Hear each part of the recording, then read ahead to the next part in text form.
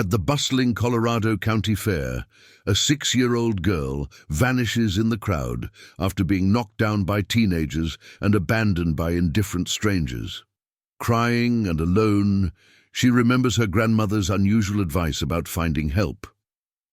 What she discovers next doesn't just change her life, it transforms an entire community's understanding of redemption, second chances, and the power of human kindness when you least expect it. Before we jump back in, tell us where you're tuning in from, and if this story touches you, make sure you're subscribed, because tomorrow I've saved something extra special for you. The Colorado County Fair stretched across 40 acres of dusty farmland, like a temporary city built from dreams and cotton candy. It was the 3rd week of September, and the autumn air carried the mingled scents of hay, fried dough, and diesel fuel from the generators that powered the spinning lights of the Ferris wheel. The sun hung low in the western sky, painting everything in shades of amber and gold, while the distant Rocky Mountains stood like silent sentinels against the horizon.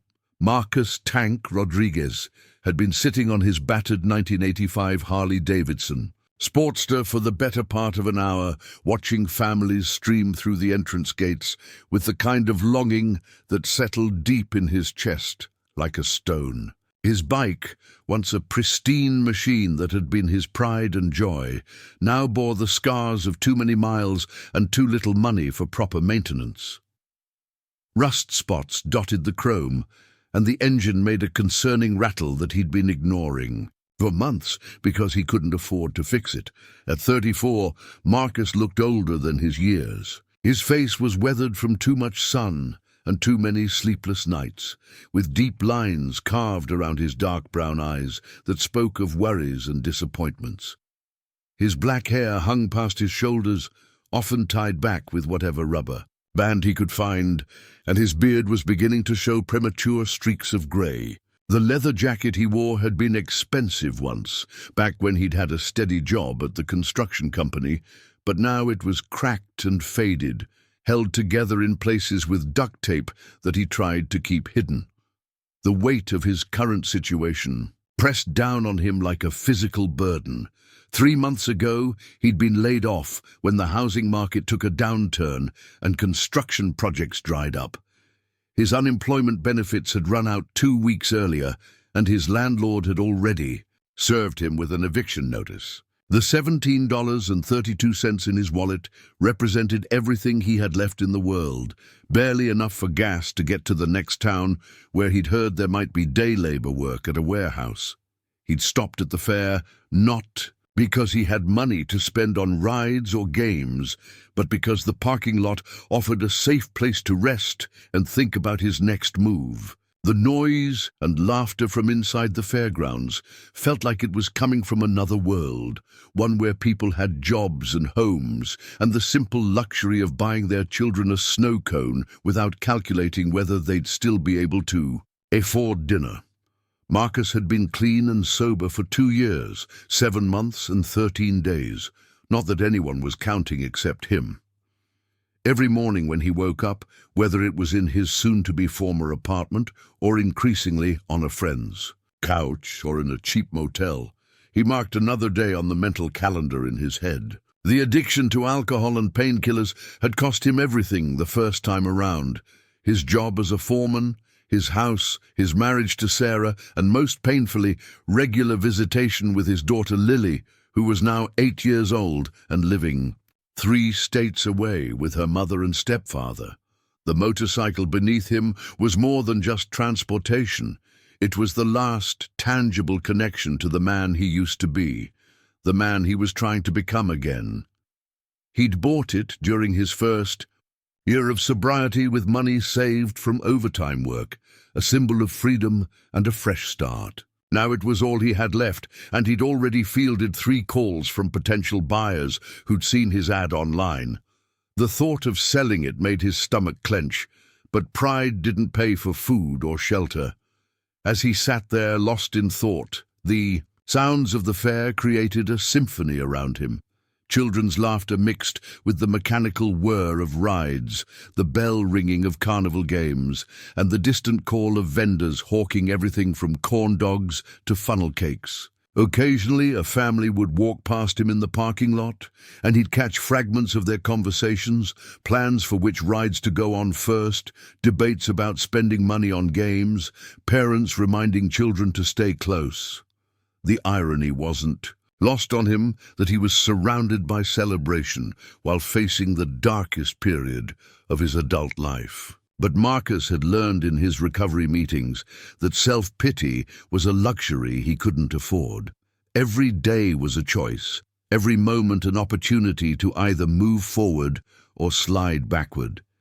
He'd made too many wrong choices in his past to waste time dwelling on circumstances he couldn't change. The fairgrounds were busier than usual for a Thursday evening.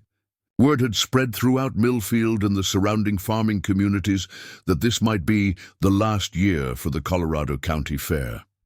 Rising insurance costs and declining attendance had put the annual tradition in jeopardy.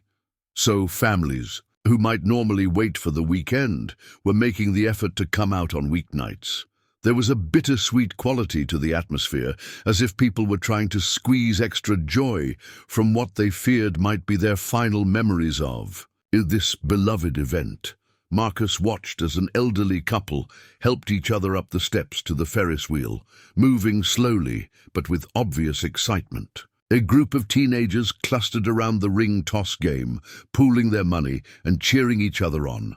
A father hoisted his toddler onto his shoulders so she could see over the crowd, her delighted squeals audible even from the parking lot. These glimpses of happiness and connection made his chest tighten, with a mixture of yearning and genuine joy for others' good fortune. The sun continued its descent, and the fair's lights began to twinkle more brightly as dusk approached. Marcus knew he needed to make a decision soon about where he'd spend the night.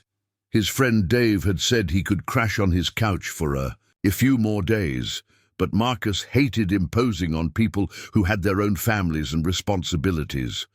The local homeless shelter had a waiting list, and sleeping outdoors in September in Colorado was getting uncomfortably cold. He was reaching for his phone to check the time when he heard it, a sound that cut through all the carnival noise like a knife. It was the sound of a child crying.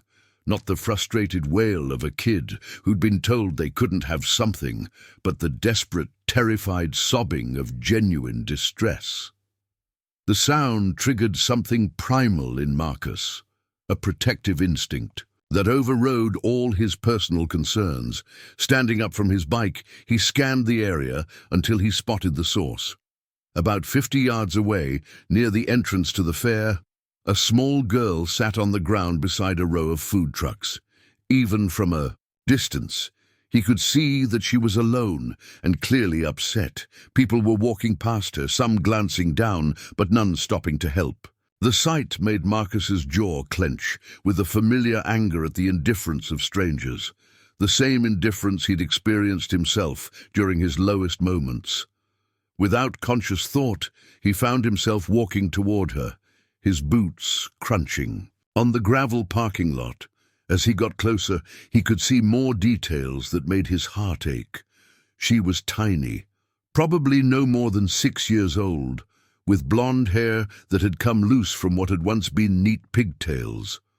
Her blue dress was dirt-streaked, and there was a scrape on her knee that had drawn a thin line of blood. But it was her face that hit him hardest. The expression of complete bewilderment and terror that came from being utterly lost and alone in a world that suddenly seemed enormous and threatening.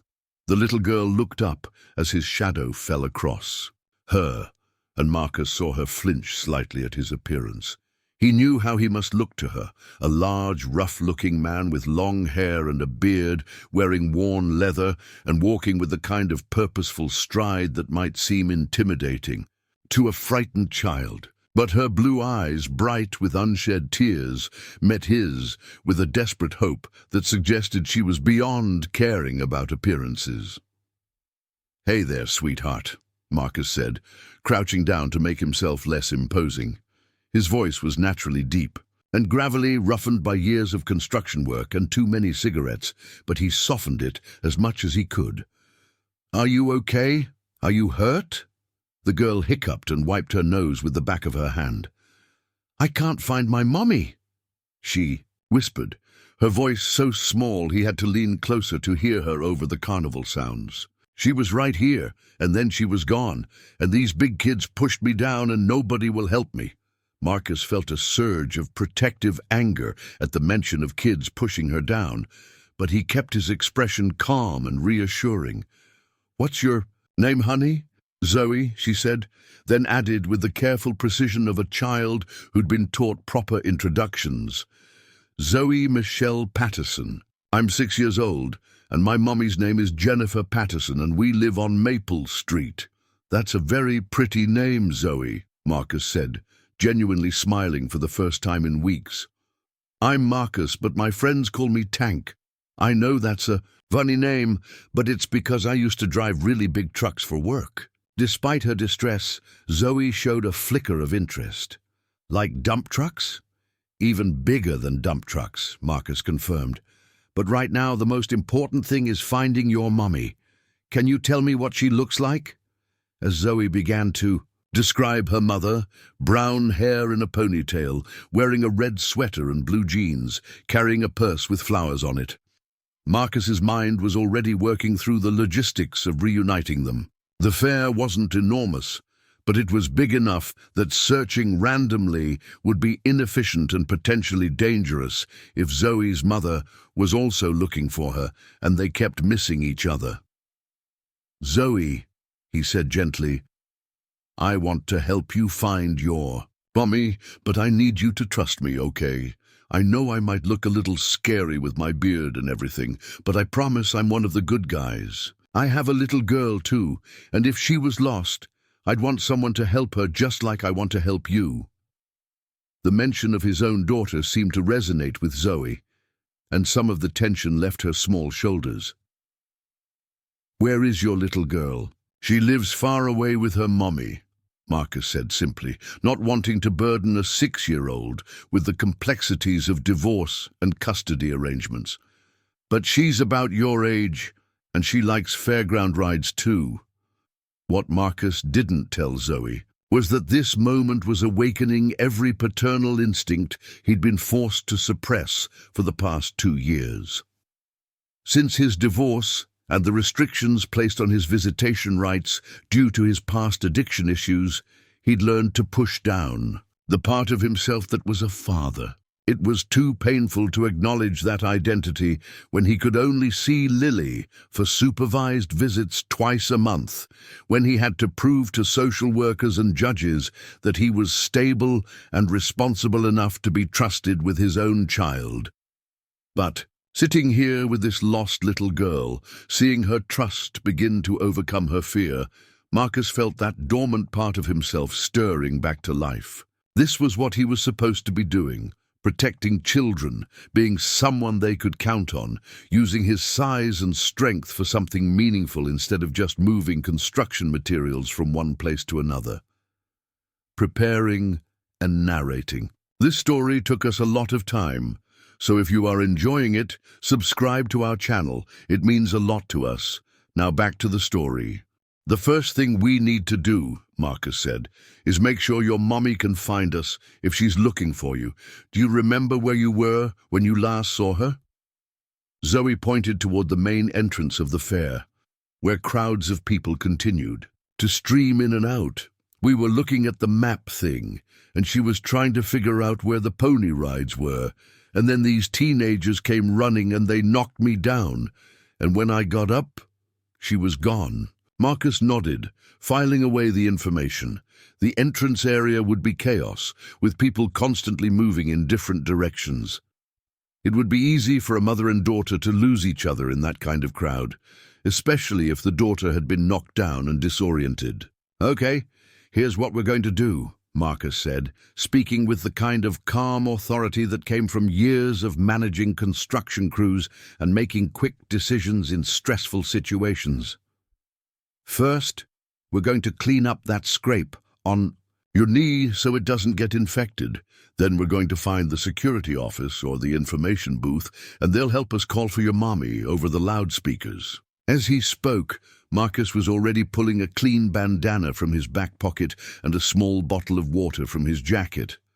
The bandana had been his grandfather's, one of the few possessions he'd managed to keep through all his troubles, and he used it now to gently clean the dirt and blood from Zoe's knee. "This might sting a little bit," he warned, but Zoe barely flinched as he cleaned the wound. She was watching his face intently, as if trying to memorize his features, and Marcus realized that in her frightened, overwhelmed state, he had become her anchor point, the one stable thing in a world that had suddenly become chaotic and scary. The simple act of caring for her injury seemed to cement their bond. When he was finished, Zoe looked down at her cleaned knee and then back up at his face with something approaching hero worship. "Thank you, Tank," she said solemnly. "You're really nice." Those words hit Marcus harder than any compliment he'd received in months. When was the last time someone had called him nice?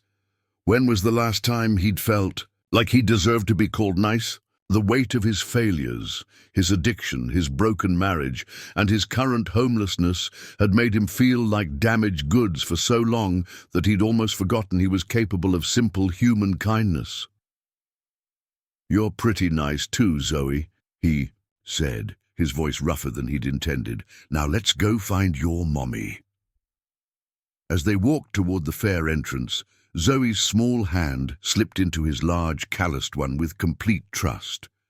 The gesture was so natural, so innocent, that it nearly brought tears to his eyes. When was the last time anyone had reached for his hand? When was the last time he'd felt needed, useful, like he had something valuable to offer another human being? The fairgrounds were busier now as evening approached, and the crowd at the entrance had thickened. Marcus kept Zoe close to his side, using his height to scan over the heads of other fairgoers while keeping one eye on her to make sure she didn't get jostled or separated from him again. He could feel curious glances from other people. A rough-looking biker with a small, well-dressed child was probably not a combination they saw every day. But he ignored them, focused entirely on his mission. "There's the information booth," Marcus said, pointing to a small wooden structure decorated with bunting and fair schedules. A middle-aged woman with graying hair and a volunteer badge sat behind the counter, helping a family with directions to the livestock barn. As they approached, Marcus could see the volunteer's expression change slightly when she noticed him. Her smile became more professional, less warm, and her eyes flickered with the kind of cautious assessment that Marcus had become accustomed to receiving from people who made quick judgments based on appearance. "Can I help you?" she asked, her tone polite but reserved. "This little girl got separated from her mother," Marcus explained, gently guiding Zoe forward. "Her name is Zoe Patterson, and her mom is Jennifer Patterson. They got split up near the entrance about an hour ago." The volunteer's demeanor immediately shifted as she focused on Zoe, her expression becoming warm and concerned. "Oh, honey, you must be so scared. Don't worry, we'll find your mommy right away." As the volunteer began asking Zoe questions about her mother's appearance and what they'd been doing when they got separated, Marcus found himself taking a step back, literally and figuratively. Now that Zoe was in the hands of an official volunteer, someone respectable and trustworthy, his role was essentially finished. He'd done what any decent person would do, helped a lost child find proper assistance. But as he started to move away, Zoe turned and grabbed his hand again. "Don't go, Tank," she said with alarm. "You said you'd help me find my mommy." The volunteer looked between them with surprise, clearly not expecting the child to be so attached to the intimidating-looking biker. "It's okay, sweetheart," she said gently to Zoe. "I'm going to take really good care of you. We have special procedures for lost children." Marcus knelt down to Zoe's level again, feeling the weight of her trust and his own reluctance to abandon her, even to capable hands. The nice lady is going to help you now, Zoe. She knows exactly what to do. But I want you to stay too, Zoe said, her lower lip beginning to tremble again. Please? Just until my mommy comes back? Marcus looked up at the volunteer, who seemed to be wrestling with her own judgment call. On one hand, official protocol probably dictated that lost children should be handled by authorized personnel only. On the other hand, the child was clearly comfortable with this man and distressed at the thought of him leaving. "Are you a relative?" the volunteer asked Marcus. "No, ma'am," Marcus replied honestly. "I just found her sitting alone and crying outside the entrance. Nobody else was helping her." The volunteer studied him for a long moment, taking in his worn appearance, his obvious concern for the child, and Zoe's continued grip on his hand. Finally, she seemed to reach a decision. "What's your name, sir?" "Marcus Rodriguez. Friends call me Tank." "Well, Mr. Rodriguez, I suppose there's no harm in you staying nearby while we locate Zoe's mother. We'll need to make an announcement over the PA system and contact security to organize a search." What none of them knew at that moment was that Jennifer Patterson was 3 blocks away, standing in the parking lot of the sheriff's department, trying to convince Deputy Chief Harrison that her missing daughter warranted more resources than the single patrol car that had been dispatched to cruise around the fairgrounds. What they also didn't know was that tomorrow morning, when the story of tonight's events spread throughout the small town of Millfield, it would set in motion a chain of events that would challenge every assumption the community had made about second chances, redemption, and the true measure of a person's worth. But for now, in this moment, there was only a lost little girl, a struggling man who'd forgotten he still had goodness to offer the world, and the beginning of a connection that would transform them both in ways they couldn't yet imagine. The volunteer, whose name tag read Betty Kowalski, reached for the microphone connected to the fair's public address system. The device crackled to life with a sharp feedback squeal that made several nearby fairgoers wince and cover their ears. Betty adjusted the volume and cleared her throat before speaking in the practiced tone of someone who'd made dozens of similar announcements over the years. "Attention fairgoers, we have a lost child situation. We're looking for Jennifer Patterson, who may be missing her daughter Zoe. Jennifer Patterson, please come to the main information booth near the entrance immediately. Your daughter is safe and waiting for you." The announcement echoed across the fairgrounds, competing with carnival music and the mechanical sounds of rides. Marcus watched as people paused their conversations momentarily, then resumed their activities with the casual indifference of those who weren't personally affected by the emergency. He'd noticed this pattern throughout his life. How quickly strangers dismissed situations that didn't directly impact them, how easy it was for people to walk past someone else's crisis. Zoe pressed closer to Marcus's side as the announcement played, her small hand gripping his leather jacket. Despite being surrounded by helpful adults and the promise that her mother would soon appear, she seemed reluctant to let go of the man who'd first stopped to help her. There was something profound in that trust, something that reached past Marcus's rough exterior to recognize a fundamental decency that even he had begun to doubt existed within himself. "How long do these things usually take?" Marcus asked Betty, though he already suspected the answer wouldn't be encouraging. "Depends," Betty replied, consulting a clipboard thick with fair procedures and emergency protocols. "Sometimes the parent hears the announcement right away and comes running.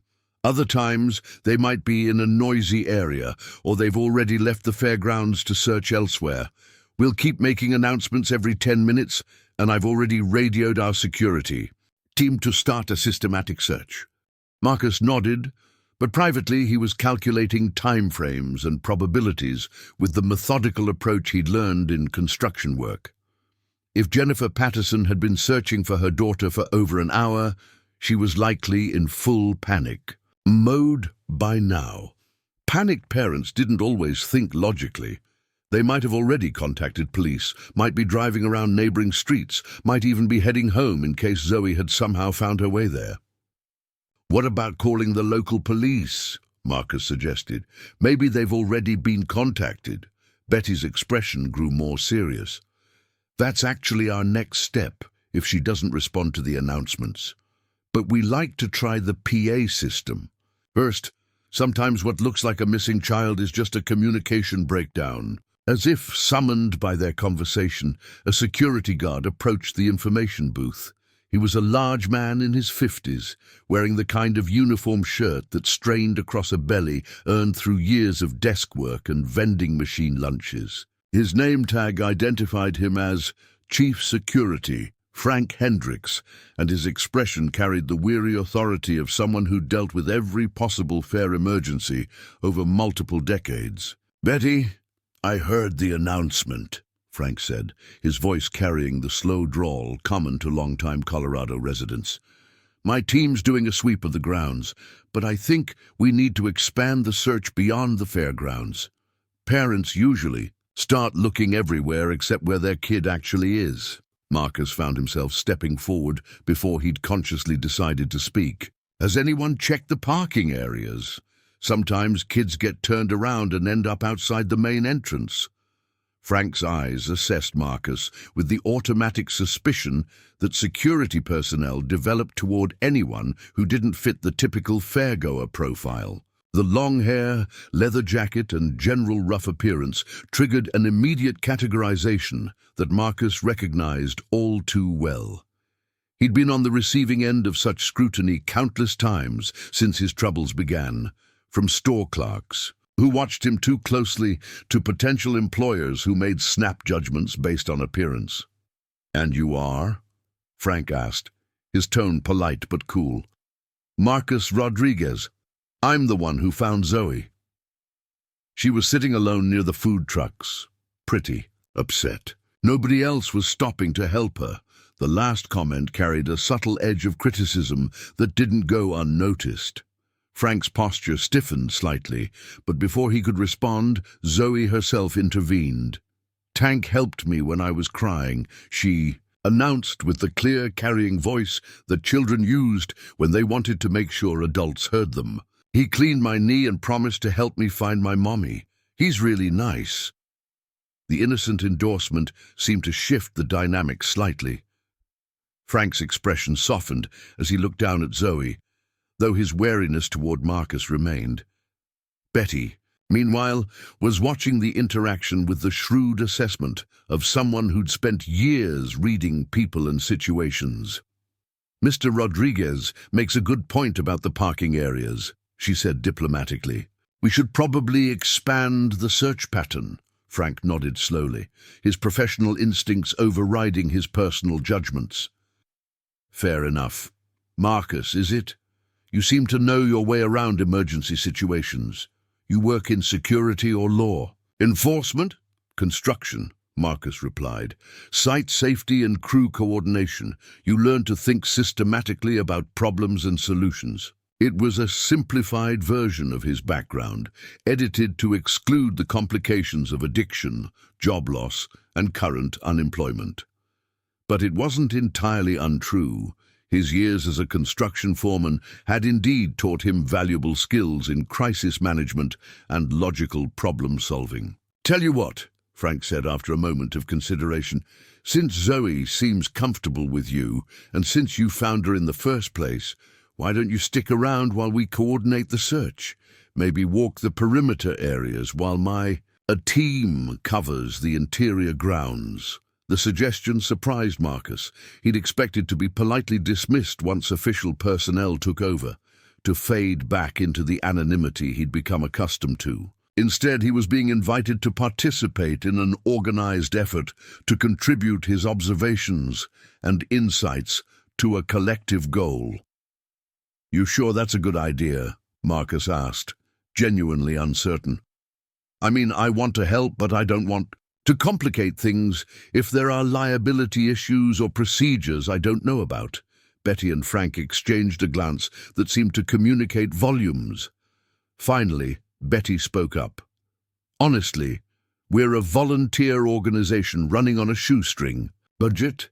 We don't have unlimited resources for search and rescue operations. An extra pair of eyes, especially someone who's already demonstrated good judgment and concern for Zoe's welfare, is more helpful than problematic.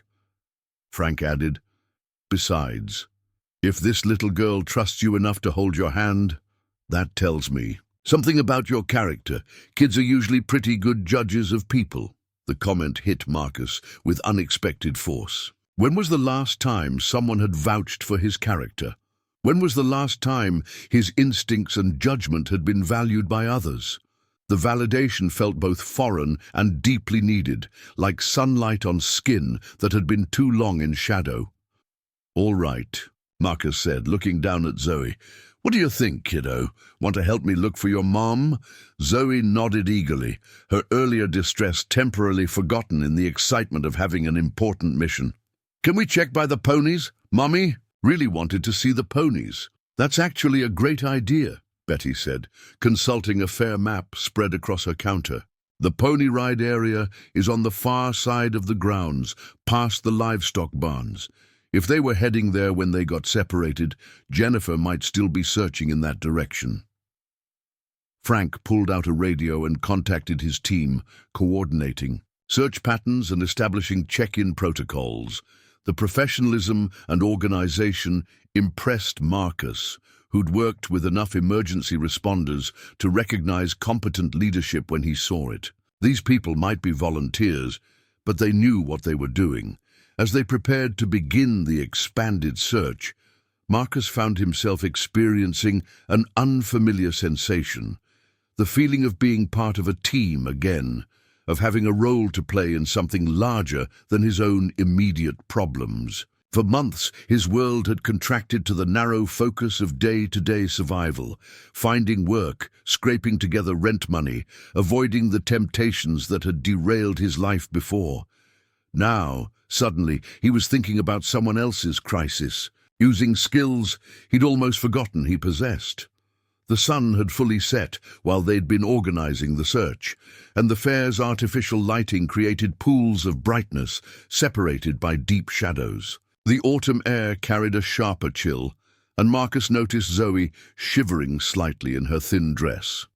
Without thinking, he shrugged out of his leather jacket and draped it around her small shoulders. "There you go, kiddo. Can't you getting cold? While we're looking for your mom." The jacket engulfed Zoe completely, hanging almost to her ankles like an oversized coat. She giggled and pulled the collar up to her nose, inhaling the scent of leather and the faint trace of motorcycle exhaust that clung to the material. "It smells like adventure," she announced solemnly, as if this were the highest compliment she could offer. Marcus felt his throat tighten unexpectedly. Adventure. When was the last time anyone had associated him with something positive like adventure? Lately, people seemed to associate him with problems, complications, risks to be managed, rather than resources to be utilized. Betty watched this exchange with obvious approval. "You two make a good team," she observed. "Zoe, you stay close to Mr. Rodriguez, and you both check back here every 15 minutes, okay?" As they set off toward the pony ride area, Marcus found himself adjusting his usual stride to accommodate Zoe's shorter legs. She chattered as they walked, her natural resilience asserting itself now that she felt safe and had a plan of action. She told him about her favorite rides, about her mother's job at the bank, about their cat named Princess Whiskers, who liked to sleep in the laundry basket. The normalcy of her conversation was oddly soothing to Marcus. For so long, his interactions with other people had been colored by his circumstances. Job interviews, where he had to explain gaps in his employment, conversations with landlords about late rent, tense discussions with his ex-wife about visitation schedules. Here was someone who simply accepted him at face value, who didn't need to know about his past mistakes or current struggles. They passed families heading toward the exit. Tired children being carried by weary parents, teenagers clustered around. The arcade games, The livestock barn area was quieter, populated mainly by 4-H families tending to their animals and a few dedicated fair enthusiasts who preferred the more traditional attractions to the flashy midway rides. "There's the pony rides," Zoe said, pointing toward a circular enclosure where several small horses plodded patiently around a well-worn track. Even this late in the evening, a few children were enjoying rides, their parents standing nearby with the slightly glazed expressions of adults who'd been at the fair for too many hours. Marcus approached the teenage girl who seemed to be running the pony ride operation. She was probably 16 or 17, with the kind of easy confidence around animals that spoke of years of experience. "Excuse me," Marcus said. "We're looking for someone who might have come by here earlier." A woman with brown hair in a ponytail, red sweater, looking for her lost daughter.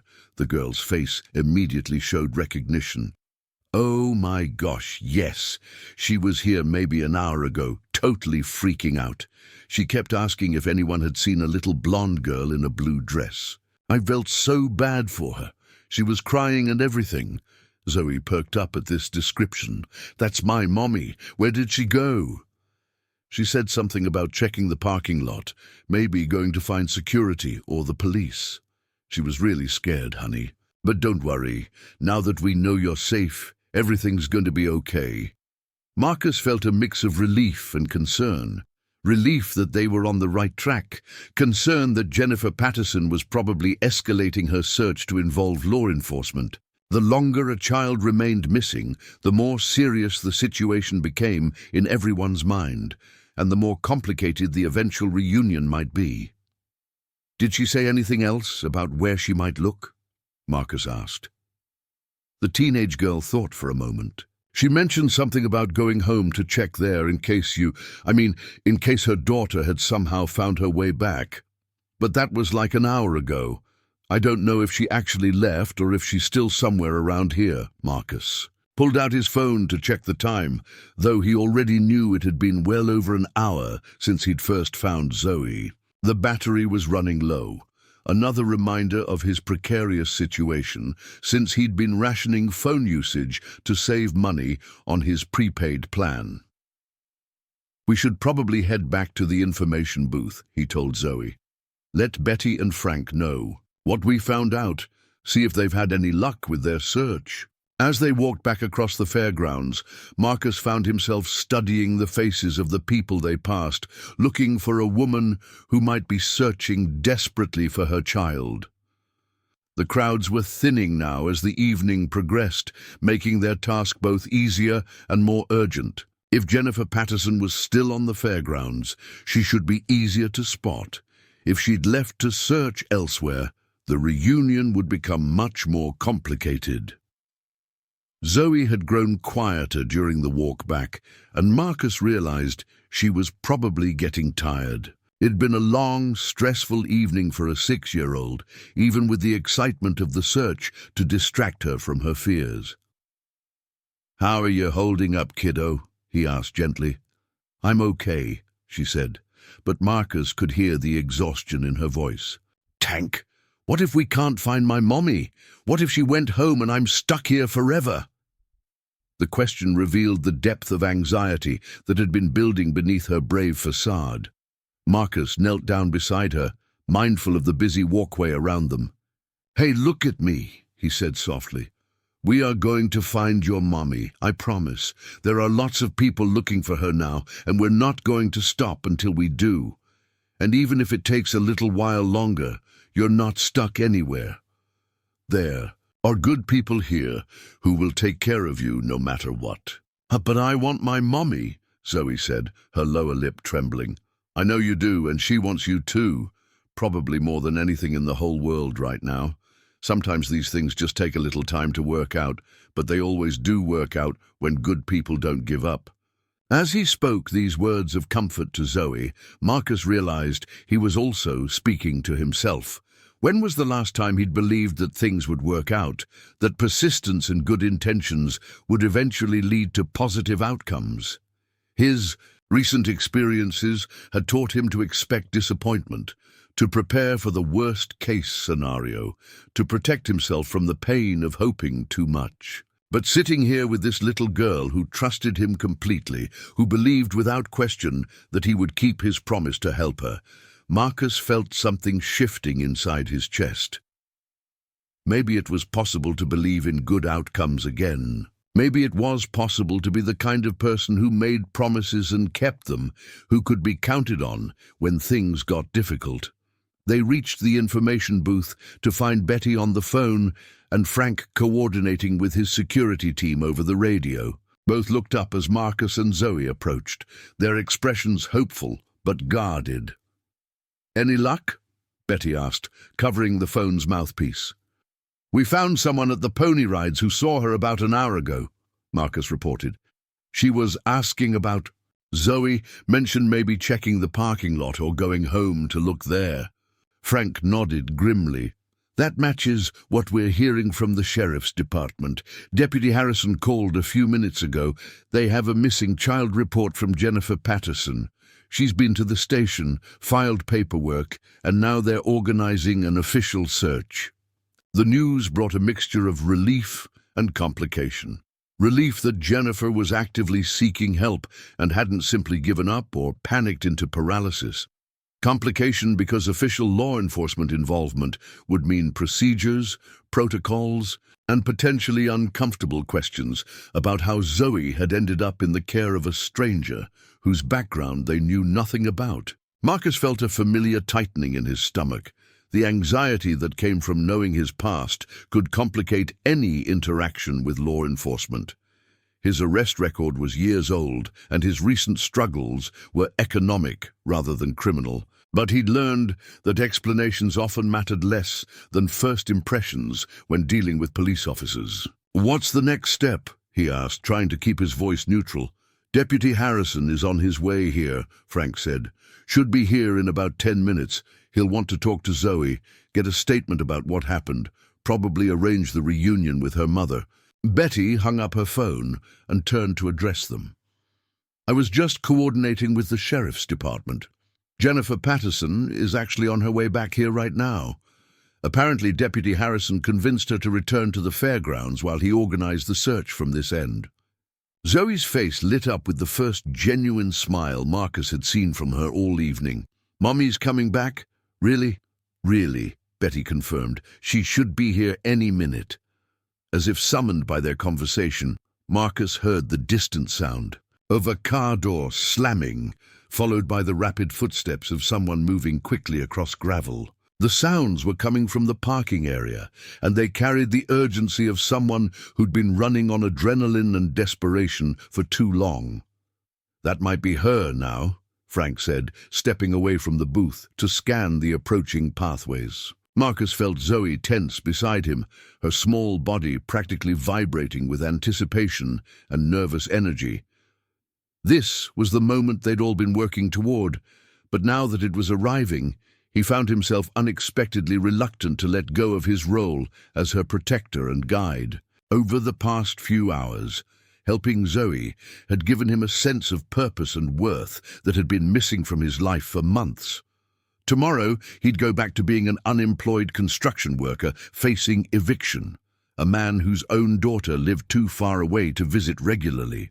But tonight, he'd been someone's hero, someone's trusted friend, someone who made a difference in a moment of crisis. The approaching footsteps grew louder, and Marcus knew that his brief role in Zoe Patterson's life was about to come to an end. What he didn't know was that the next 24 hours would transform not just his own circumstances, but the entire way the town of Millfield understood the difference between appearance and character, between judgment and justice, between the person someone used to be and the person they were trying to become. Jennifer Patterson appeared through the crowd like a force of nature, her brown hair disheveled from hours of frantic searching, her red sweater wrinkled and stained with tears.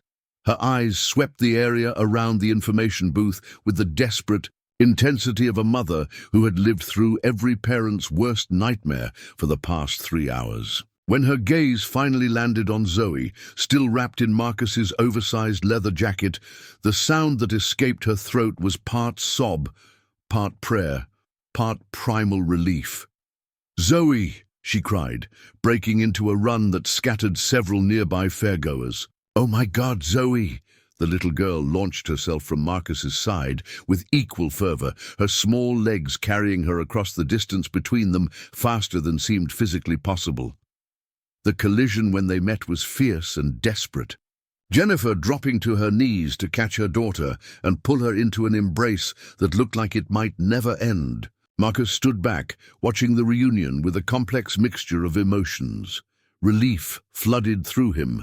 Zoe was safe, the search was over, and the trust she'd placed in him had been vindicated. But alongside the relief came an unexpected hollowness, a sense that something important was ending too soon. For a few hours, he'd remembered what it felt like to be needed, to be someone's hero, to matter in another person's life. "I'm sorry, Mommy," Zoe was saying through her tears, her words muffled against Jennifer's shoulder. "I tried to stay close, but those kids knocked me down, and then I couldn't find you anywhere, and I was so scared." "Shh, baby, it's okay," Jennifer whispered, her own tears flowing freely now. "It's not your fault. You did exactly what you were supposed to do. Grandma would be so proud of you for remembering what she taught you about finding help." Marcus felt a jolt of recognition at those words. Grandma's advice about finding help, it was an echo of the original story, but twisted in a new direction. He wondered what wisdom Zoe's grandmother had shared, what guidance had led a frightened 6-year-old to trust a rough-looking stranger on a motorcycle. Betty approached the reunited family with tissues and the gentle manner of someone who'd witnessed many emotional moments during her years of volunteer work. "Mrs. Patterson, I'm Betty Kowalski from the Fair Information Booth. We're so glad you're both safe." Jennifer looked up, her face streaked with tears and makeup, her expression still, raw with the emotions of the past few hours. "Thank you so much for taking care of her. I don't know what I would have done if—" She couldn't finish the sentence, the implications too terrible to voice. "Actually," Betty said carefully, "you should know that your daughter was found by this gentleman here. Mr. Rodriguez was the one who stopped to help when no one else would." For the first time since her arrival, Jennifer's attention shifted to Marcus. Her eyes took in his appearance. The long hair, the worn clothes, the beard, the obvious signs of someone living on the margins of society. He saw her expression change as she processed the disconnect between her expectations of who might help a lost child and the reality of who actually had. Marcus felt the familiar tightening in his chest that came with being judged, evaluated, found wanting based on surface appearances. He'd grown accustomed to that look over the past few months, the way people's faces shifted when they really saw him, when they moved him from the category of regular person to potential problem. But then Zoe spoke up, her voice clear and proud. "Mommy, this is Tank. He's the one who helped me when I was crying. He cleaned my knee and gave me his jacket and promised we'd find you, and he kept his promise. He's really, really nice." The innocence in Zoe's voice, the absolute conviction with which she defended her new friend, seemed to break through whatever preconceptions Jennifer might have been forming. Her expression softened as she looked between her daughter and the man who'd cared for her. Jennifer started, then stopped, seeming to struggle with how to express what she was feeling. "I don't know how to thank you. When I think about what could have happened, what might have been different if you hadn't stopped." "Any decent person would have done the same thing," Marcus said quietly, though even as he spoke the words, he knew they weren't entirely true. He'd watched plenty of people walk past Zoe's distress without stopping. Decency, it turned out, was less common than people liked to believe. "No," Jennifer said firmly, standing up while keeping one arm around Zoe.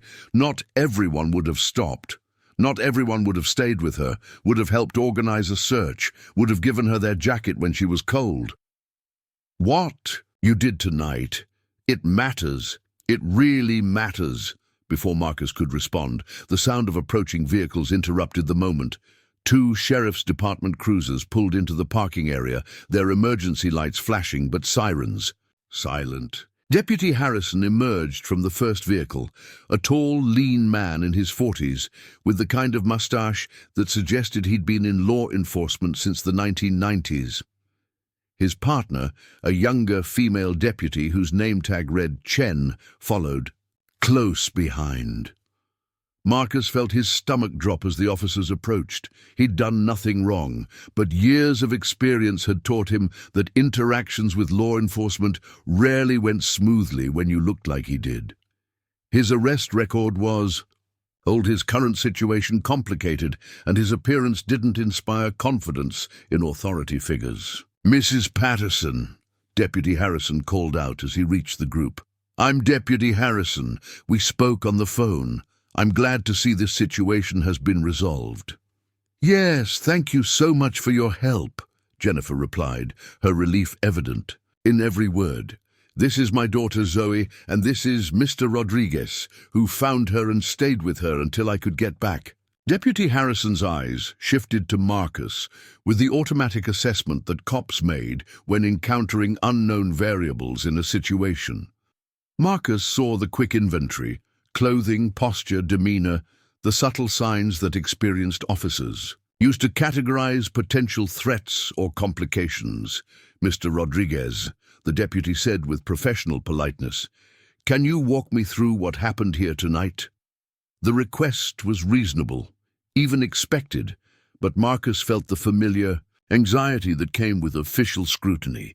He kept his voice steady and factual as he recounted finding Zoe, taking her to the information booth, participating in the search for her mother. He was careful to stick to observable facts, to avoid any embellishments that might raise questions or suspicions. Deputy Chen, meanwhile, was kneeling down to Zoe's level, her manner gentle and practiced. "Hi there, sweetheart. I'm Deputy Chen. Can you tell me about what happened tonight? Were you scared when you got lost?" Zoe nodded solemnly. "I was really scared. There were too many people, and these big kids knocked me down, and nobody would help me. But then Tank found me, and he was really nice. He didn't yell or anything. He just helped me clean my knee and said we'd find Mommy." "And Mr. Rodriguez, Tank, he stayed with you the whole time?" Deputy Chen asked. "Uh-huh. He promised he would help, and he did. He even gave me his jacket so I wouldn't be cold." Zoe looked up at Marcus with complete trust and affection. "He told me he has a little girl too, but she lives far away." Marcus felt a stab of pain at that innocent revelation. His relationship with his own daughter was complicated by court orders, supervised visitation, and the lingering consequences of his past mistakes. But Zoe's simple acceptance of his explanation reminded him that not all truths needed to be complicated or painful. Deputy Harrison finished taking notes and looked up at the assembled group. "Well, it seems like everything worked out as well as it could have. Mr. Rodriguez, we appreciate your assistance in this matter. It's good to know there are still people willing to step up when someone needs help."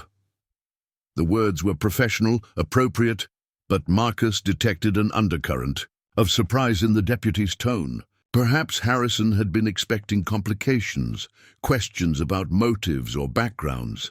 Instead, he'd found a straightforward Good Samaritan situation that reflected well on everyone involved. "There is one thing," Deputy Harrison continued, pulling out a small notebook. "For our report, I'll need to get some basic contact information from you, Mr. Rodriguez. Standard procedure for witness statements." Marcus's throat tightened. Contact information meant revealing his current address, the apartment he was about to be evicted from, the precarious living situation that would mark him as transient, potentially unreliable. But refusing to provide the information would raise far more suspicions than simply telling the truth. Sure, he said, giving his address and phone number while hoping the deputy wouldn't ask follow-up questions about employment or local references. As Deputy Harrison wrote down the information, Frank Hendricks approached the group with obvious relief. "Glad this worked out so well," he said to Jennifer. "We'll definitely be reviewing our procedures for lost children to see if we can prevent this kind of situation in the future." "Actually," Jennifer said, "I think your people did everything right. It was the other fairgoers who let us down. People just walked past my daughter when she was sitting there crying and hurt. If Mr. Rodriguez hadn't stopped—" She shook her head, unable to finish the thought. Betty nodded knowingly. "Unfortunately, that's become more common over the years. People don't want to get involved, afraid of liability or misunderstandings. It takes someone special to step up, the way Mr. Rodriguez did." Marcus felt uncomfortable with the praise, with being held up as exceptional for what felt like basic human decency.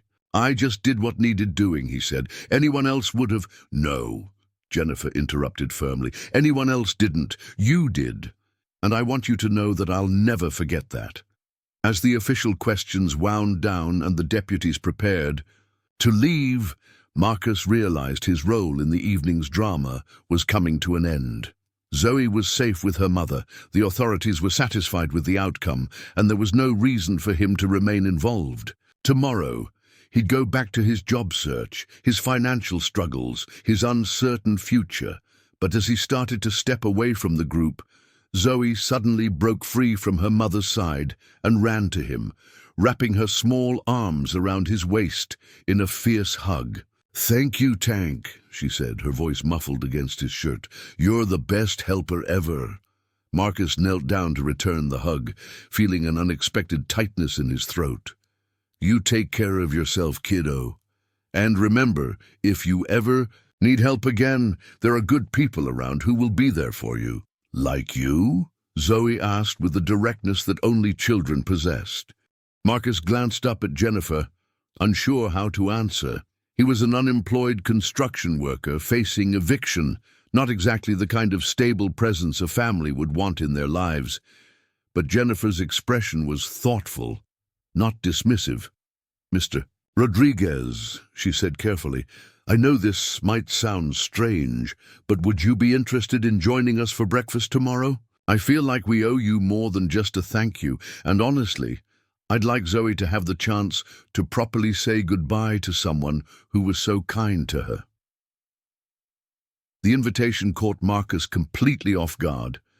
When was the last time anyone had invited him to a meal, included him in their plans, wanted his company rather than just tolerating his presence? The offer felt both generous and dangerous. Generous because it extended their connection beyond this single evening. Dangerous because it opened the possibility of disappointing people who currently thought well of him. "I don't want to impose," Marcus said carefully. "You folks have been through enough tonight without having to worry about entertaining strangers." "You're not a stranger," Zoe declared with absolute certainty. "You're Tank, and you're my friend." Jennifer smiled at her daughter's declaration. "Out of the mouths of babes. What do you say? There's a diner called Rosie's on Main Street. We could meet there around 9 o'clock? Marcus looked around at the faces watching him. Zoe's hopeful expression, Jennifer's genuine invitation, Betty's encouraging nod, even Deputy Harrison's mild approval. For months he'd felt like an outsider looking in on other people's lives, other people's happiness, other people's connections. Now, unexpectedly, he was being invited inside. "All right," he said finally. 9 o'clock at Rosie's. I'll be there." The group began to disperse. Deputy Harrison approached Marcus privately. "Mr. Rodriguez, can I have a word?" Marcus's anxiety spiked again, wondering what additional questions or complications might be coming. But the deputy's expression was more curious than suspicious. "I've been working in this county for 15 years, Harrison said quietly. "I've seen a lot of missing child cases, and I've seen how people react when they find lost kids. Most folks Either ignore the situation entirely, or they help just long enough to hand the problem off to someone else. What you did tonight, staying involved, helping with the search, making sure that little girl felt safe, that's not common. That's the kind of thing that restores my faith in people. The unexpected praise left Marcus momentarily speechless. She needed help, it wasn't complicated. Maybe not for you, Harrison said, but for a lot of people it would have been. They'd have found reasons not to get involved, not to take responsibility. The fact that you didn't says something about your character. As the deputy walked away, Marcus stood alone in the parking lot, processing the events of the evening. A few hours ago, he'd been a man with nothing to offer anyone, facing an uncertain future with dwindling resources and diminishing hope. Now, somehow he was being praised by law enforcement, invited to breakfast by a grateful family, and treated with respect by people who had every reason to be suspicious of his circumstances. The transformation felt surreal, almost too good to be true. But as he walked back to his motorcycle, still parked where he'd left it hours earlier, Marcus allowed himself to feel something he hadn't experienced in months. Hope. What he didn't know was that tomorrow's breakfast would set in motion a chain of events that would challenge everything the town of Millfield thought they knew about second chances, redemption, and the difference between a person's circumstances and their character. The simple act of helping a lost child was about to become something much larger, something that would force an entire community to examine their assumptions about who deserved help and who was capable of providing it. But for now, at this moment, Marcus Rodriguez was simply a man who'd done the right thing and been recognized for it. And for someone who'd spent months feeling invisible and worthless, that recognition felt like a miracle all by itself. Marcus woke before dawn in his friend Dave's living room, his body aching from another night on the lumpy couch that had become his temporary refuge. The thin blanket Dave had provided did little to ward off the morning chill that crept through the old windows of the rental house, and Marcus could hear the familiar sounds of a family preparing for another day.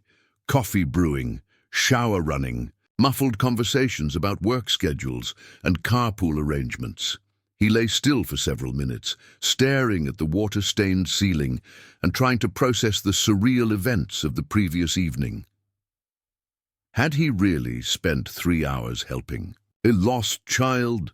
Had a sheriff's deputy actually complimented his character? Had a complete stranger invited him to breakfast? In the harsh light of morning, with his usual problems reasserting themselves like gravity, the whole experience felt like something that had happened to someone else. His phone, charging on the coffee table beside him, showed 6:47 a.m. and a battery level that had climbed back to a respectable 63%. More importantly, it showed no missed calls from potential employers, no messages about job opportunities, no changes in his fundamental situation.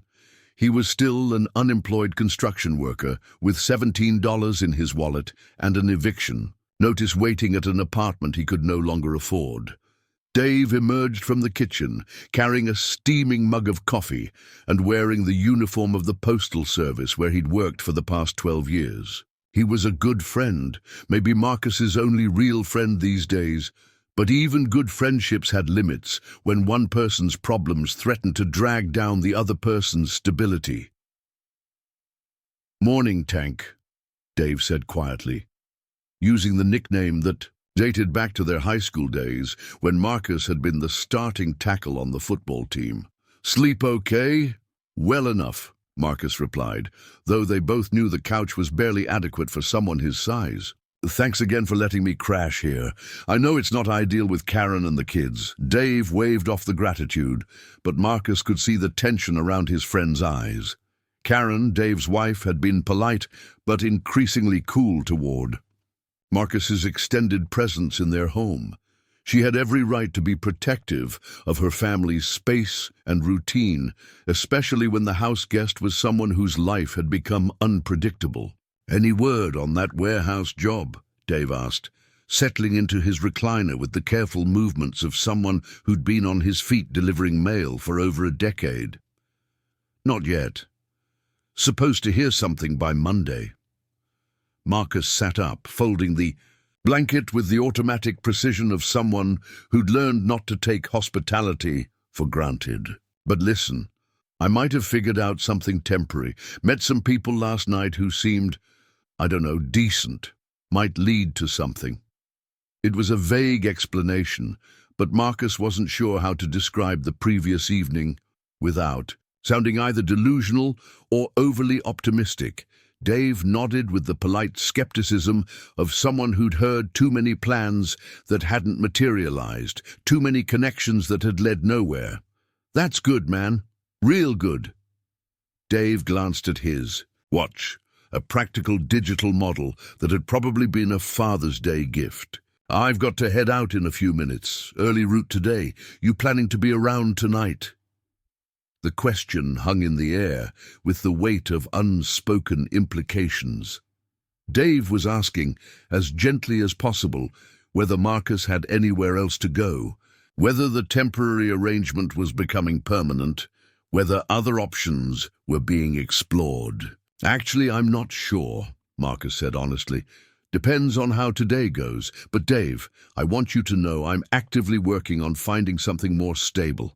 I don't want to overstay my welcome or put you and Karen in a difficult position.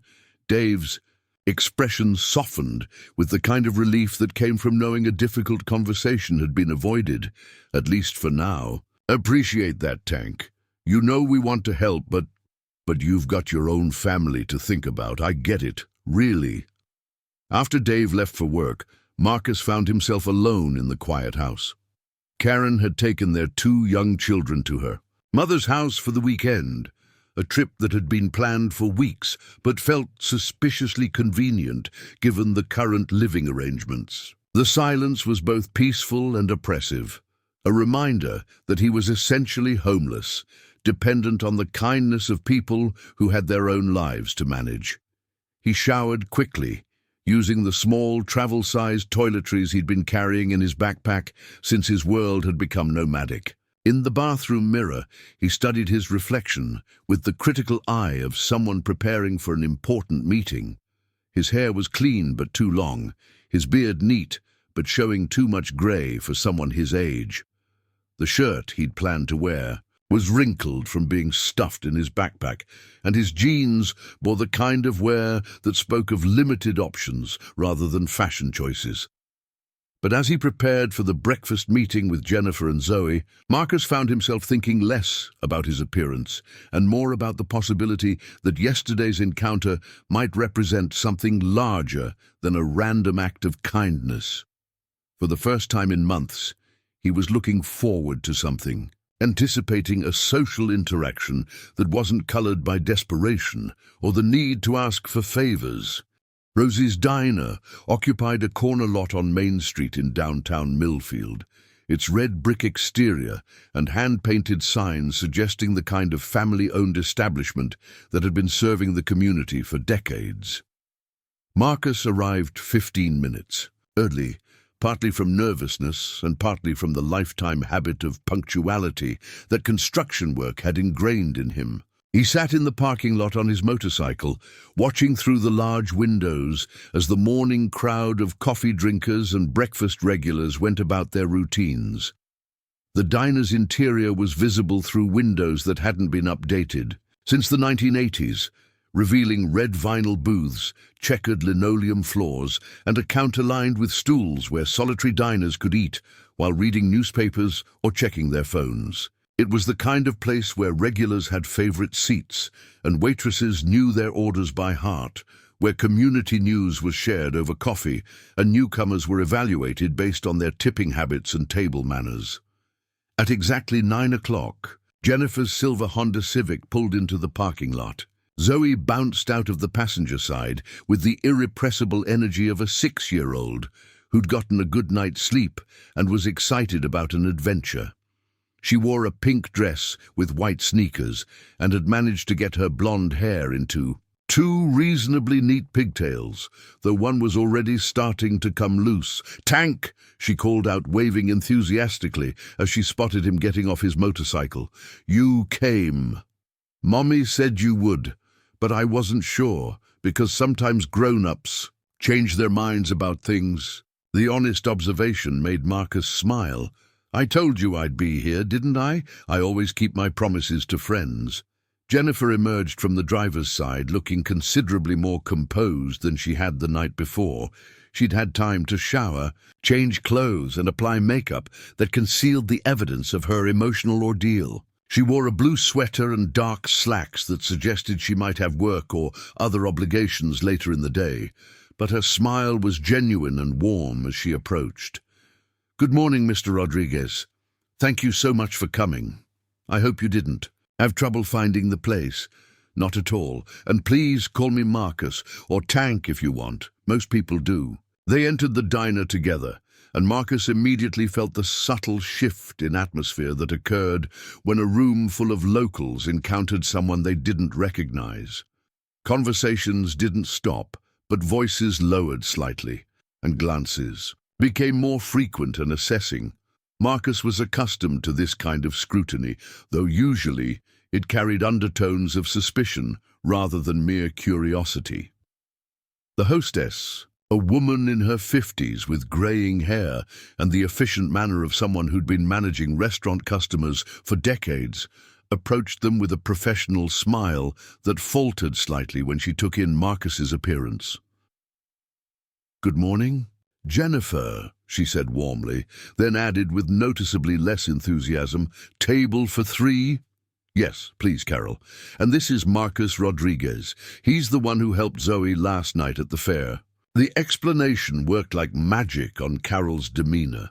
Her expression immediately shifted from polite wariness to genuine interest and approval.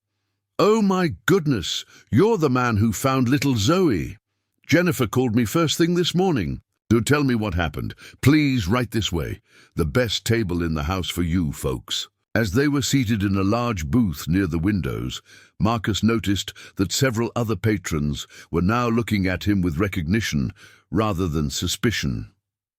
Word traveled fast in small towns, apparently, and the story of the lost child and her unlikely rescuer had already begun making the rounds through the community's informal communication networks.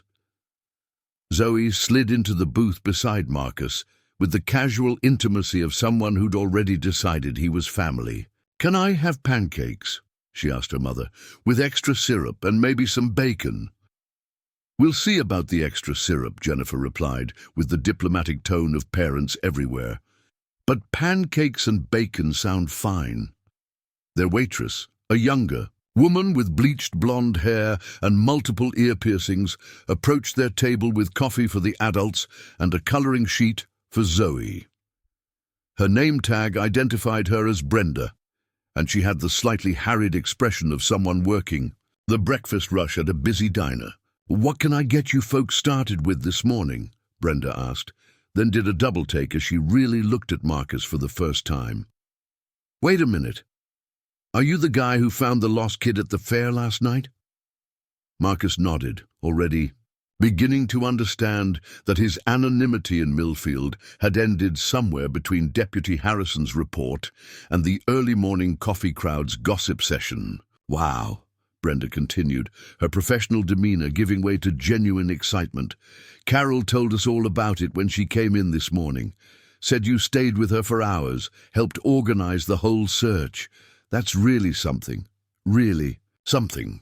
As Brenda took their orders, pancakes and bacon for Zoe, scrambled eggs and toast for Jennifer, coffee and wheat toast for Marcus, he found himself the recipient of approving glances and subtle nods from other diners. The attention was unexpected and somewhat uncomfortable, but it was also undeniably positive in a way he hadn't experienced for months. "Is it always like this?" Marcus asked Jennifer quietly after Brenda had left to place their orders. "Small town," Jennifer replied with a knowing smile. "Good news travels almost as fast as bad news. And what you did last night definitely qualifies as good news. Zoe's story is probably all over town by now. I hope that's not a problem for you folks.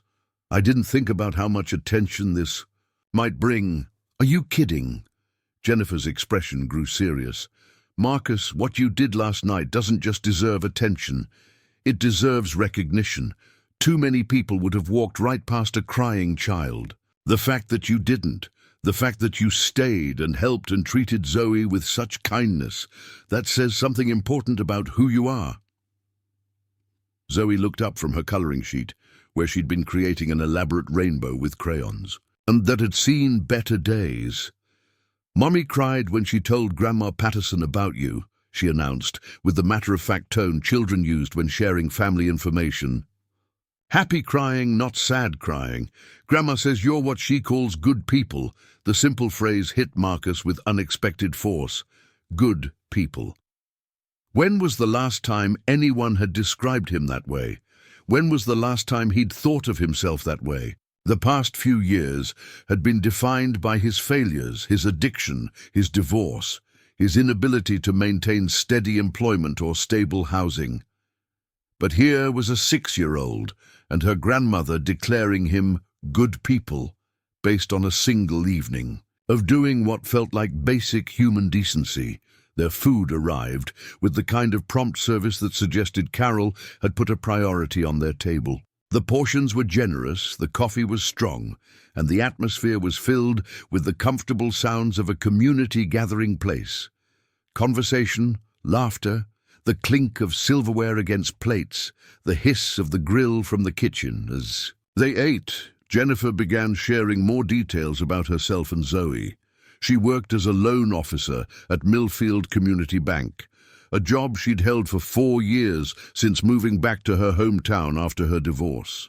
Zoe was in 1st grade at Millfield Elementary, where she was learning to read and had recently lost her first tooth. They lived in a small house on Maple Street that had belonged to Jennifer's grandmother, inheriting it when the older woman moved to an assisted living facility. "What about you?" Jennifer asked, her question gentle but direct. "What brought you to Colorado? Do you have family in the area?" Marcus felt the familiar tightness that came with personal questions.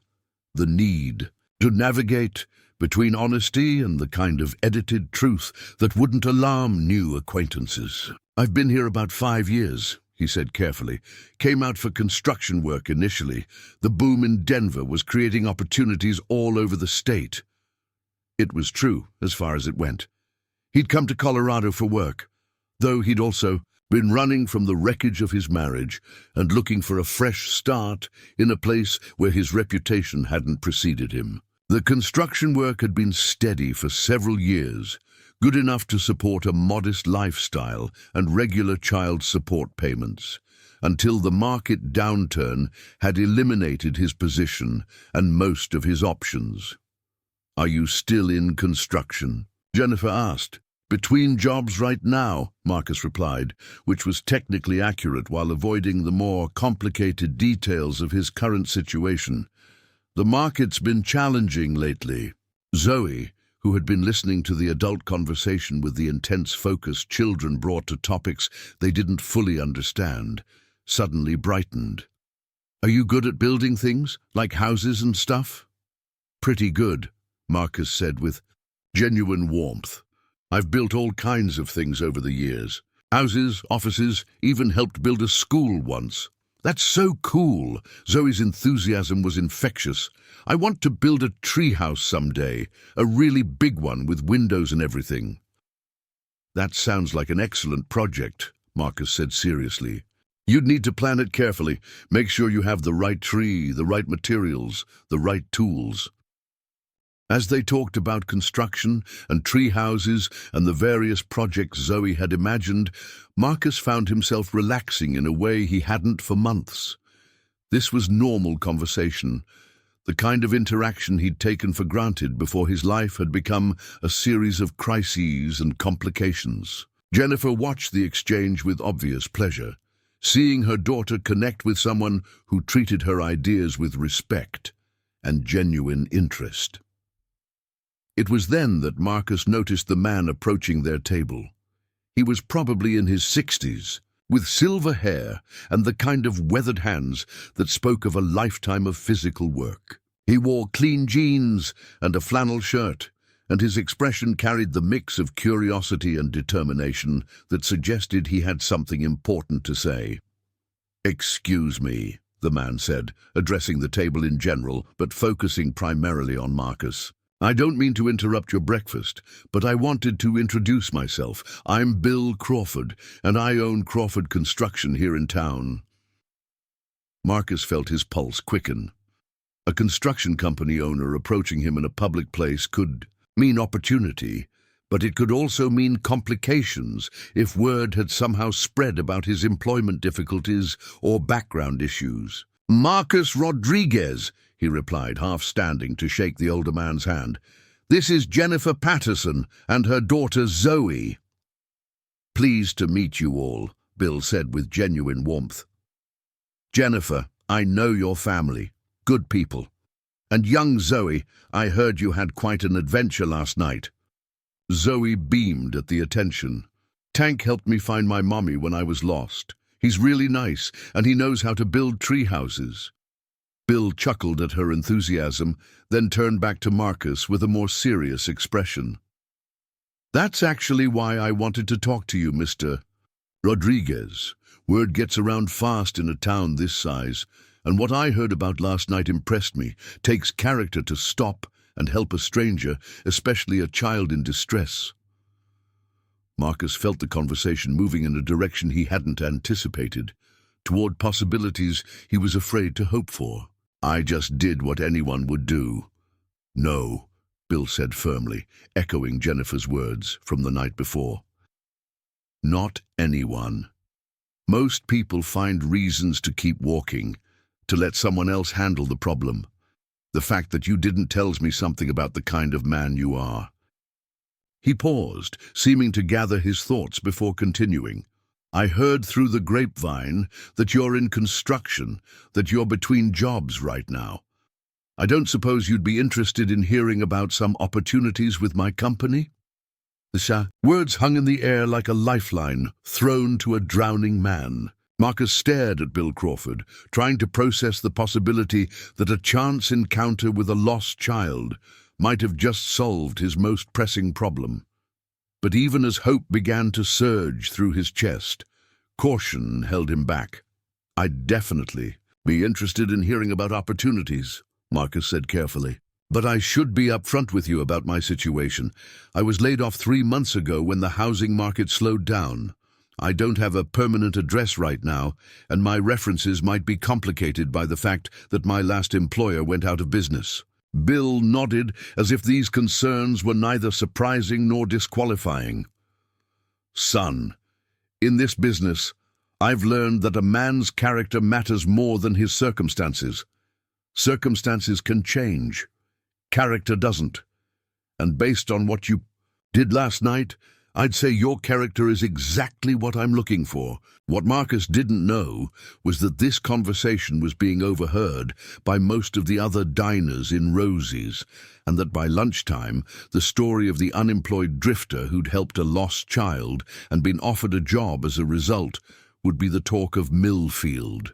What he also didn't know was that his actions were about to trigger a community-wide examination of assumptions about worthiness, second chances, and the difference between a person's current situation and their true value.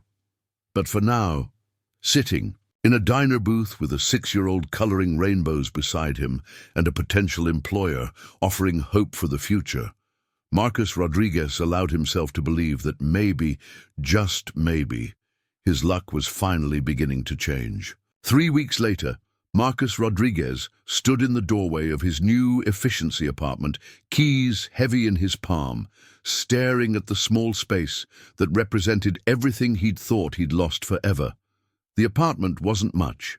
A studio, with a kitchenette, a narrow bathroom, and windows that faced the alley behind Main Street. But it was his. Clean, private, and paid for with money he'd earned through honest work. Bill Crawford had been true to his word. The day after their meeting at Rosie's diner, Marcus had reported to the Crawford construction offices for what Bill called a working interview. Beam. The project was a renovation of the old Carnegie Library, converting it into a community center that would serve Millfield's growing population of young families. The work required the kind of attention to detail and respect for craftsmanship that Marcus had always prided himself on, and within 3 days, Bill had offered him a permanent position as a crew supervisor. The transformation in Marcus's circumstances had been dramatic enough, but the change in how the town of Millfield viewed him had been even more remarkable. The story of the struggling biker who'd helped a lost child had taken on a life of its own, spreading through the community's networks like ripples on a pond. But unlike many small-town stories that grew in the telling, this one had somehow retained its essential truth. Sometimes the people who look most like trouble are actually the ones who step up when trouble finds someone else. Marcus's phone buzzed with a text message from Jennifer. Zoe's soccer game today at 2 p.m.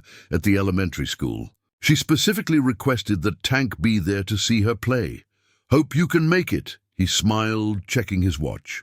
It was Saturday morning, and for the first time in years, he had weekend plans that didn't involve job hunting or figuring out where he'd sleep. The soccer game would be followed by dinner at the Patterson house, something that had become a weekly tradition since that first breakfast at Rosie's. The relationship with Jennifer and Zoe had evolved gradually from gratitude into genuine friendship. Jennifer had revealed that she, too, understood what it meant to rebuild a life after everything fell apart. Her divorce had left her financially and emotionally depleted, forcing her to move back to her hometown with a young daughter and start over from scratch. She recognized in Marcus's situation echoes of her own struggles with judgment, assumption, and the difficulty of convincing people to see past surface circumstances to underlying character. As Marcus prepared for the day, he caught sight of himself in the bathroom mirror and was surprised by what he saw. The stress lines around his eyes had softened, and his posture had straightened with the confidence that came from having purpose and stability. He'd trimmed his hair and beard to more conventional lengths, not because anyone had asked him to, but because he'd wanted to signal to the world that he was a man who took pride in his appearance and respected the opinions of others. The elementary school soccer field was bustling with the controlled chaos of youth sports when Marcus arrived. Parents clustered along the sidelines with folding chairs and coffee cups, their conversations mixing discussion of the game with updates on community news and family logistics. Several people waved or nodded as he approached, and he was struck again by how completely his status in the town had changed. "Tank!" Zoe's voice carried across the field as she spotted him near the bleachers. She broke from her team's warm-up circle and ran toward him, her small legs pumping with determination despite the shin guards that made her look like a tiny armored warrior. "Hey there, superstar," Marcus said, kneeling down to accept her enthusiastic hug. "Ready to show everyone those soccer skills you've been practicing?" "I've been working on my kicks like you showed me," Zoe said proudly. "Remember, you said to pretend the ball is running away and I have to catch it with my foot." Marcus did remember, though he was continually amazed by how seriously Zoe took his casual advice. Their friendship had developed into something that felt remarkably like the relationship he'd always hoped to have with his own daughter. Easy, natural, built on mutual respect and genuine affection, rather than court-ordered schedules and supervised visits. Jennifer approached from the team bench, wearing a volunteer coach's jersey and carrying a clipboard thick with roster information and game plans. "Perfect timing," she said, giving Marcus a quick hug that had become natural over the past few weeks. "We're playing the Tigers today, and Zoe's been nervous all morning." "Tigers, huh?" Marcus said seriously, looking down at Zoe. "Well, you know what they say about tigers. They're big and loud, but they can't actually play soccer with those paws." You've got opposable thumbs. That's a huge advantage. Zoe giggled at his logic, her nervousness visibly melting away. You're funny, Tank. Tigers don't even know what opposable thumbs are. As the game began, Marcus found himself genuinely invested in the outcome in a way that surprised him. He cheered when Zoe's team scored, groaned sympathetically when they missed opportunities, and felt his heart rate spike during particularly competitive moments. It had been years since he'd cared this much about anything that didn't directly affect his own survival, and the emotion was both welcome and overwhelming. "She's gotten so much more confident since you started coming around," Jennifer said quietly during halftime, settling beside him on the bleachers. "Not just at soccer, at everything. Having a stable male figure in her life who genuinely cares about her, it's made a huge difference." The comment touched on territory they'd been circling around for weeks without directly addressing. Marcus's role in their lives had evolved beyond that of a grateful stranger or family friend, but neither he nor Jennifer had been willing to name exactly what it was becoming. The possibility of something deeper was both appealing and terrifying. To Marcus, who'd learned to be suspicious of good things that seemed too easy or too perfect. "She's a special kid," Marcus said carefully. "Both of you have been... Well, you've given me a lot more than I've given you." "I don't think that's true," Jennifer replied, "but I do think we've been good for each other, all three of us." The second half of the soccer game was more competitive than the first, and Zoe's team found themselves trailing by 1 goal with only minutes remaining. Marcus watched as she received a pass near the goal and prepared to take what might be their last good scoring opportunity. Time seemed to slow as she drew back her foot, aimed, and sent the ball sailing toward the upper corner of the goal. The ball hit the crossbar with a metallic clang that echoed across the field, bouncing back into play just out of reach of Zoe's follow-up attempt. The final whistle blew seconds later, confirming the loss, and Marcus felt his own disappointment mix with concern for how Zoe would handle the setback. But as he watched her shake hands with the opposing team and jog toward the sidelines, he was struck by her resilience. She was disappointed, but not devastated, ready to analyze what had gone wrong and think about how to improve for next time. It was a maturity that impressed him and reminded him that children were often more capable of handling disappointment than adults gave them credit for. "Great game, kiddo," Marcus said as Zoe reached the sidelines. "That shot you took at the end was perfect. Just got unlucky with the crossbar." "Coach Jennifer says sometimes the crossbar is your friend and sometimes it's not," Zoe replied philosophically.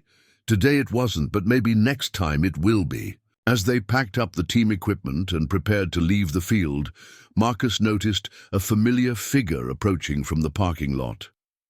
Bill Crawford walked toward them with the purposeful stride of someone who had something important to discuss, though his expression was more excited than serious. "Marcus, glad I caught you," Bill said, slightly out of breath from crossing the field quickly. "I've got some news that I think you'll want to hear." "Everything okay with the library project?" Marcus asked, automatically assuming that weekend. Ill contact from his boss meant workplace complications. "The library project's going great," Bill assured him. "This is about something bigger. I just got off the phone with the county commissioners, and they've approved funding for a major infrastructure project. New bridge over Miller Creek, road improvements through the downtown district, renovation of the old courthouse. It's a 2-year project worth about $8 million. Marcus felt his pulse quicken as he began to understand the implications. A project of that scope would require significant manpower, supervisory expertise, and the kind of complex logistics that had been his specialty during his best years in construction. "The thing is," Bill continued, "I need someone to run the whole operation. Someone with experience managing large crews, someone who understands scheduling and quality control, someone I can trust to represent Crawford Construction in meetings with county officials and community leaders." The offer hung in the air like a bridge between Marcus's past and his future. Project manager for an $8 million infrastructure development was exactly the kind of position he'd held before his life had fallen apart, the kind of responsibility he'd thought was permanently beyond his reach. "Bill," Marcus said slowly, "I appreciate the confidence, but you know my situation. My background, the gaps in my employment, the fact that 3 months ago I was essentially homeless." "Son," Bill interrupted gently. 3 months ago, a lot of things were different. 3 months ago, I didn't know you were the kind of man who'd stop everything to help a scared little girl.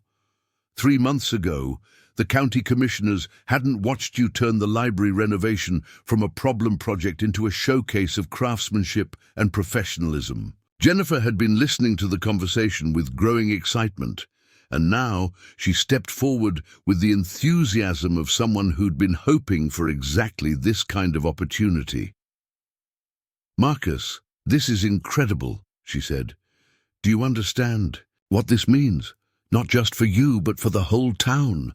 Having someone local manage a project this big, someone who really cares about the community." Zoe, who had been following the adult conversation with the intense focus she brought to topics that seemed important to the grown-ups around her, suddenly spoke up. "Does this mean Tank won't have to worry about money anymore? Like he'll be able to buy his own house and everything?" The innocent question cut to the heart of what the opportunity represented. Financial security, professional respect, the chance to rebuild not just a career but an entire life. Marcus looked around at the faces watching him. Bill's confident expectation, Jennifer's hopeful encouragement, Zoe's absolute faith in his capabilities, and felt the weight of possibility settling around him like a mantle. "When would you need an answer?" Marcus asked, though he already knew what his response would be. "How about now?" Bill said with a grin. "Unless you need time to think about it. But honestly, Marcus, I can't imagine you'd turn down the chance to build something lasting in a community that's already embraced you." Marcus looked out across the soccer field, where children were still playing informal games with their families, where parents were making plans for weekend barbecues and discussing school fundraisers and debating the merits of various local restaurants. This was what he'd been missing for years without fully understanding it. The sense of belonging somewhere, of being part of something larger than his own immediate concerns. "Yeah," he said finally, his voice rough with emotion he hadn't expected to feel. "Yeah, I'll take it." The acceptance set off a round of congratulations and excited planning that carried them from the soccer field to the Patterson house, where Jennifer insisted on cooking a celebration dinner. As the afternoon progressed into evening, Marcus found himself surrounded by the kind of easy, domestic happiness he'd almost forgotten was possible. Zoe fell asleep on the couch beside him while they watched a movie, her head pillowed against his shoulder with the complete trust of a child who'd never had reason to doubt his safety or reliability. Jennifer covered her with a blanket and settled on Marcus's other side, and for a moment the three of them formed a picture of contentment that felt both natural and miraculous. 6 months ago. "Could you have imagined this?" Jennifer asked quietly, her voice soft enough not to wake Zoe. Marcus considered the question seriously. 6 months ago, he'd been struggling with addiction recovery, facing unemployment, sleeping on friends' couches and wondering if he'd ever find his way back to stability. The idea that he could be sitting in a living room with a family who genuinely cared about him, having just accepted a position that would restore his professional standing and financial security, would have seemed like an impossible fantasy. "No," he said honestly, "I couldn't have imagined any of this. Sometimes I still can't quite believe it's real." "It's real," Jennifer assured him, "and you deserve it. All of it." As Marcus drove home to his apartment that evening, he reflected on the series of choices and coincidences that had led him to this moment. If he hadn't stopped at the fair that night, if he'd driven past Zoe's distress like so many others had, if he'd been too proud or too suspicious to accept Jennifer's breakfast invitation, any of those decisions could have led to a completely different outcome. But he had stopped. He had helped. He had allowed himself to believe that kindness could be repaid with kindness, that character could overcome circumstance, that a community was capable of looking past surface appearances to recognize genuine worth. The next morning, Marcus woke up in his own bed, in his own apartment, with a job that challenged and excited him, surrounded by people who valued his contributions and enjoyed his company. It wasn't the life he'd planned, but it was better than anything he'd dared to hope for during his darkest moments. And it had all started with a simple decision to help a lost little girl who needed someone to care enough to stop. In the months that followed, the Miller Creek Infrastructure Project would become a source of pride for the entire community, completed ahead of schedule and under budget, under Marcus's expert management. He would propose to Jennifer on the newly constructed bridge, with Zoe serving as an enthusiastic ring bearer. The story of their unconventional beginning would become local legend, retold at community gatherings and cited as proof that good things still happen to good people. But perhaps, most importantly, Marcus Rodriguez would become living proof that second chances were possible, that redemption was achievable, and that sometimes the most unlikely people turned out to be exactly the right people at exactly the right time. The struggling biker who'd helped a lost girl had found his way home. Up next, you've got two more standout stories right on your screen. If this one hits the mark, you won't want to pass these up. Just click and check them out. And don't forget to subscribe and turn on the notification bell so you don't miss any upload from us.